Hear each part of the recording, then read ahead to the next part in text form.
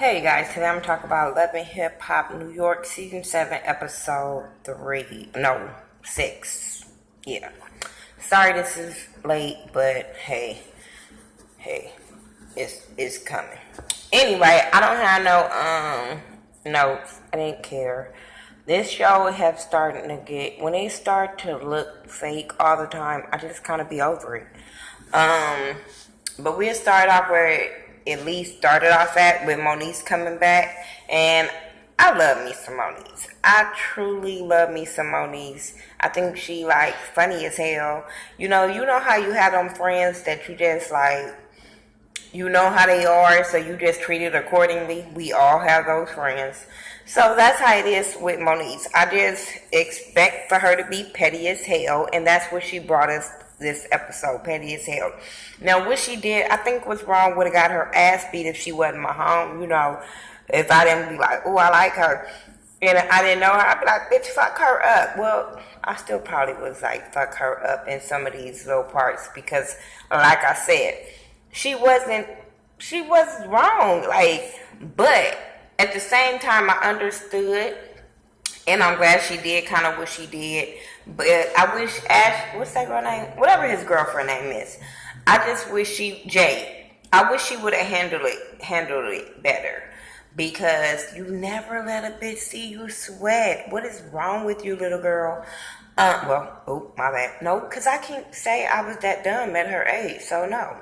But Moniece come in there and talk about how Rich has been texting her, how he want to see her monkey, and Jade is like, wait a minute, I know he said that, especially when it came to the monkey comment. And I'm just like, okay, yeah, get mad at that part. But all that other stuff, I would have sat there like, oh, really? So what else he do? Let me see your phone. Let me see some proof. You know what I'm saying? That's what I would have did to her. Knowing, I do think it's true, but I wouldn't have let her see me sweat, especially when Rich was just sitting there. I would have been like, oh, you want to see something? And punched him dead in the face. Like, you don't want to react? Like, you're not going to pop off on this girl? Because I know a dude that just, either he not going to have no reaction or he going to have too much reaction when he's wrong. And that's what Rich did. He just sat there and let that shit play out, which I thought it wasn't cool. He only got mad when Moniece started following him saying stuff because he couldn't manipulate this little young girl any longer, you know what I'm saying? And then he goes and go have a talk with his mama and his daughter. I still don't like his daughter. It's just something I feel like, regardless this girl is 16, 15, whatever the fuck she is, sometimes a child needs to stay in a child's place. And I'm like, she's dogging this kind of young girl when, okay, it may be true.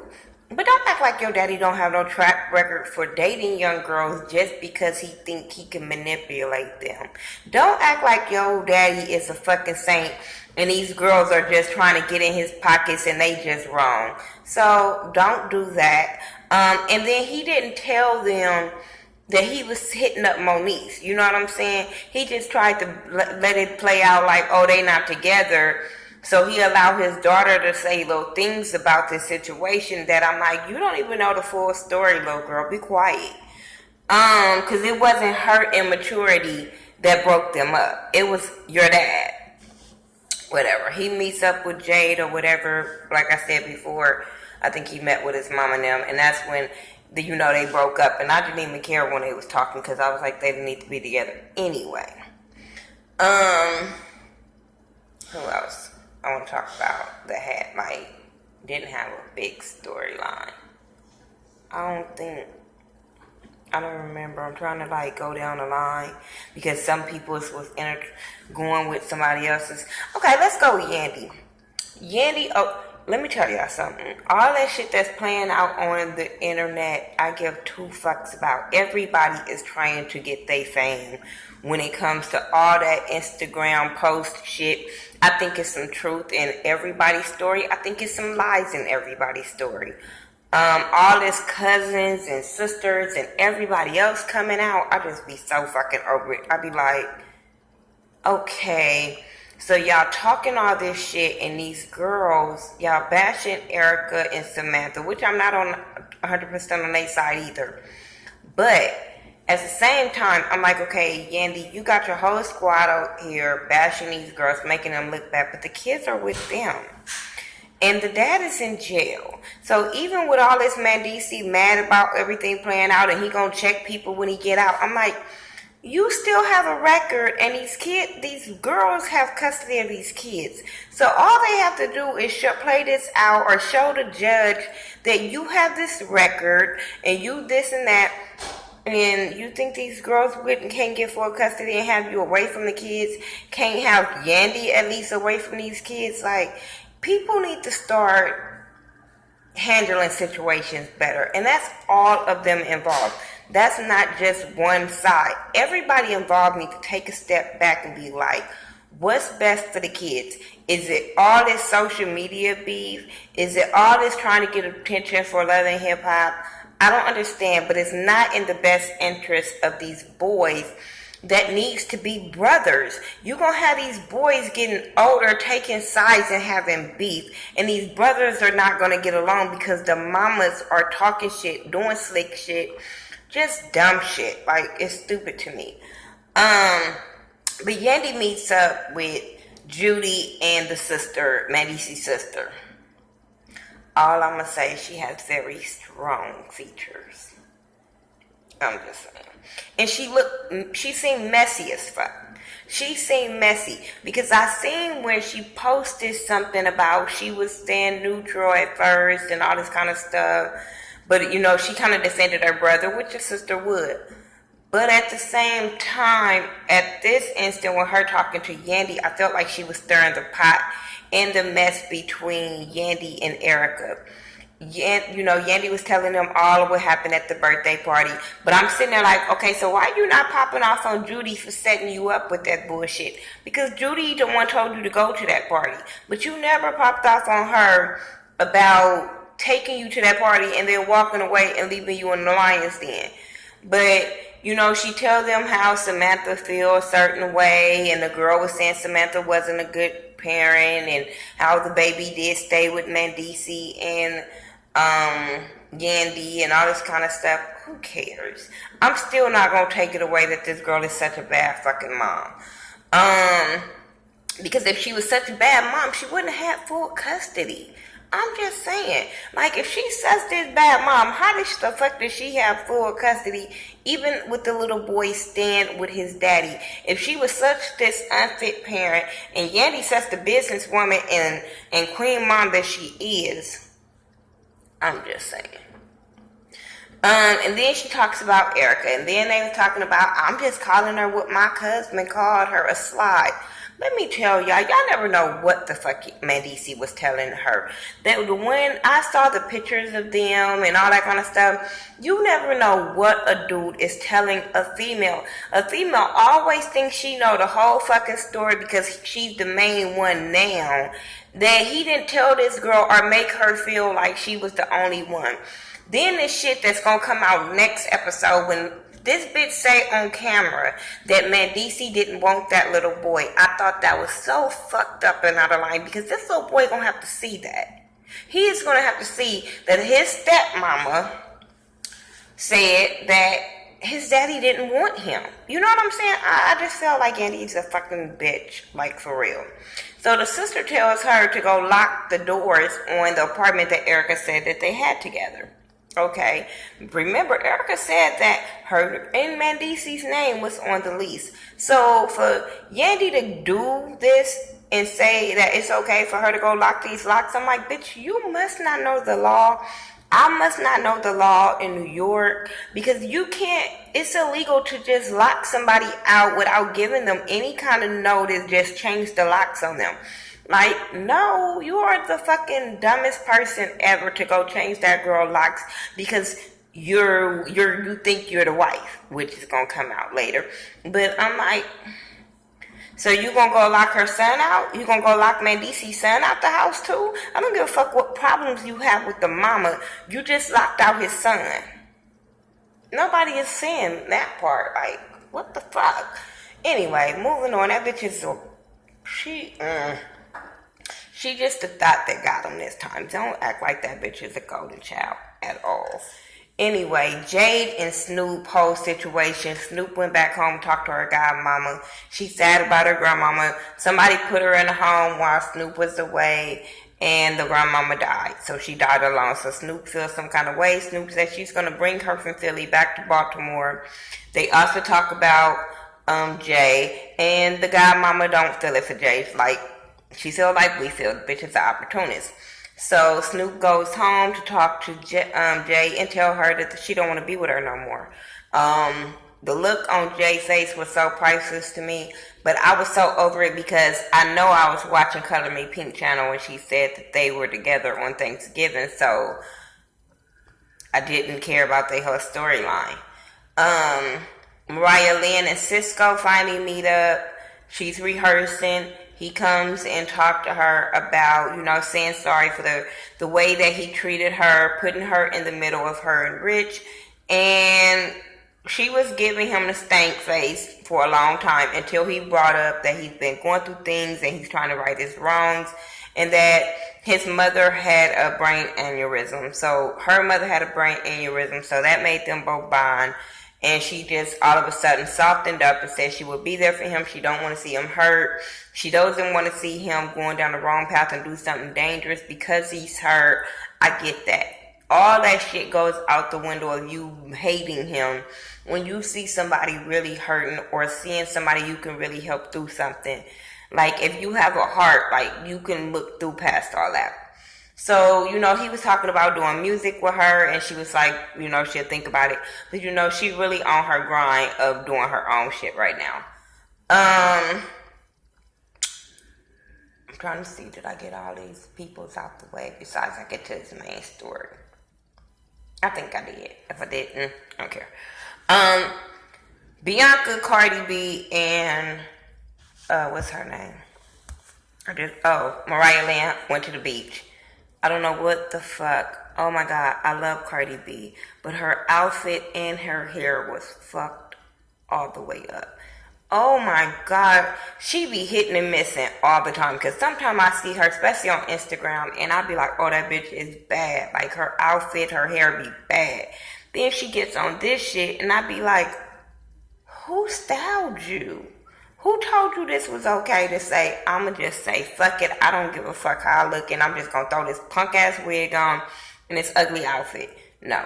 That wasn't even beach, like, you knew you was filming at the beach. That wasn't even beach clothing, like, it was weird.